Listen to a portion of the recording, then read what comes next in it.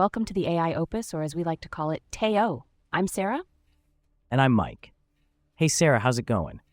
I'm great, Mike. Excited to dive into another whirlwind day in AI news. There's a lot to unpack today. Oh, I can't wait. Where are we starting? Let's kick things off with Intel. They've just announced a major leadership shakeup. The new CEO, Lip Bu-Tan, is flattening the company structure, which basically means he's putting all of Intel's main chip divisions under his direct oversight. So, he's taking a more hands-on approach? Exactly. It's a pretty big shift from the usual layers of management.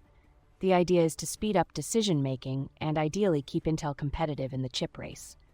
On top of that, Intel's CTO Greg Lavender is retiring, and Sachin Katti is stepping up as the new CTO and head of AI. That's a lot of change. Any word on what this means for Intel's strategy? It seems like they're really focusing on AI and policy engagement. They're also searching for a new head of government affairs to get more proactive with regulations and tech policy. It's a sign they want to be at the forefront, both in technology and how it's governed. Makes sense, with all the competition heating up. Speaking of competition, what's up with OpenAI? OpenAI's been busy.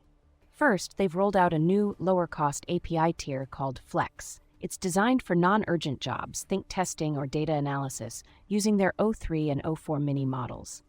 The catch is, it's slower and might not be as reliable, but it cuts prices in half for those use cases. So, if you don't need instant results, you can save a lot of money. Exactly. It's perfect for companies running lots of experiments or evaluations. But now, for some features, you'll need to verify your ID, probably to prevent abuse or misuse. Interesting. And I heard something about OpenAI and some acquisitions? Yep, OpenAI was in talks to acquire Anysphere, the folks behind Cursor, a popular AI coding tool. But the deal didn't go through, and now Anysphere's looking to raise money at a nearly $10 billion valuation. Wow, that's huge. Did OpenAI just move on? Pretty much. Now they're reportedly eyeing Windsurf, another code generation startup, with talks around a $3 billion acquisition. So they're clearly intent on strengthening their AI coding capabilities. Code is king. Transitioning a bit, what's new with Google? Google released a safety report for its Gemini 2.5 Pro model. It's meant to show they're being responsible with AI safety, but experts say the report doesn't go deep enough. It leaves out some key details, like how they're applying their safety framework or when they actually did their evaluations. So more transparency needed? Definitely.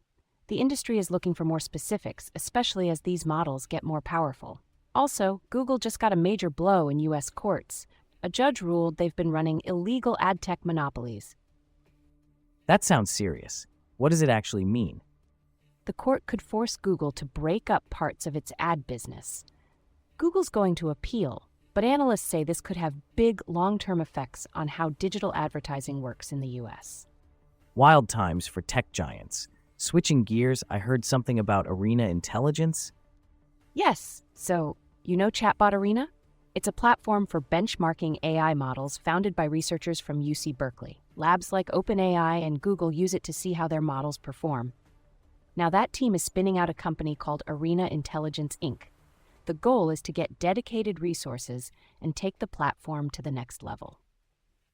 Are they staying independent, or is there a risk of them becoming biased? They've said they're committed to staying neutral and unbiased in how they test AI models. But they haven't announced investors or a business plan yet, so we'll have to watch how they balance those promises with growth. Got it. And what about this new fund, SAFE? SAFE stands for Safe Artificial Intelligence Fund. It's led by Jeff Ralston, who used to be president of Y Combinator. SAFE's focus is investing in startups that make AI safer and more responsible. Things like interpretability, security, and fighting disinformation.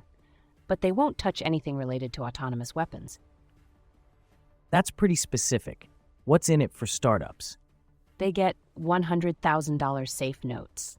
That's startup lingo for a simple investment agreement, and direct mentorship from Ralston, plus access to his YC network. So it's not just money, but also guidance and connections. That's really valuable for early companies. Okay, next, what's going on with Hence AI? Hence, AI, based in London, has launched a new tool called Hence Global. It's an AI system that helps organizations track and manage geopolitical and business risks, offering daily briefings customized to user needs.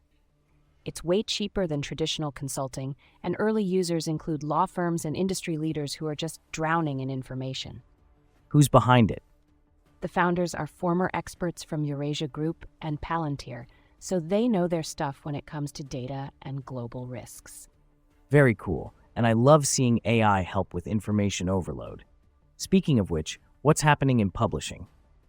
Italian daily Il Foglio just tried out a 4-page insert written entirely by AI, and it actually boosted sales. No way. Are the journalists worried? Surprisingly, no. They're planning to keep a weekly AI-generated section and use AI for specialized content like book reviews.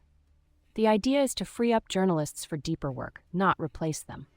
They see AI as a tool to elevate their reporting. I like that attitude. All right, let's wrap up with some quick funding and global updates. Sure. So even though AI and tech demand is driving up energy needs, startup funding for energy innovation hit its lowest point in 4 years, especially in Q1 2024. There was a bit of a rebound in April, with investments in companies like Mainspring Energy and Silicon Ranch. So the money's still out there, just not as much as before. Exactly. But folks are hopeful that the trend might be turning around. On the global scene, China's opening up its service sector more, lifting foreign equity limits for things like app stores and expanding AI pilot programs. It's all about attracting investment and countering trade tensions. And what about the UAE? I heard they're making moves in semiconductors. Big time. After pledging $1.4 trillion in U.S. investments, the UAE expects better access to advanced U.S. chips for their AI ambitions.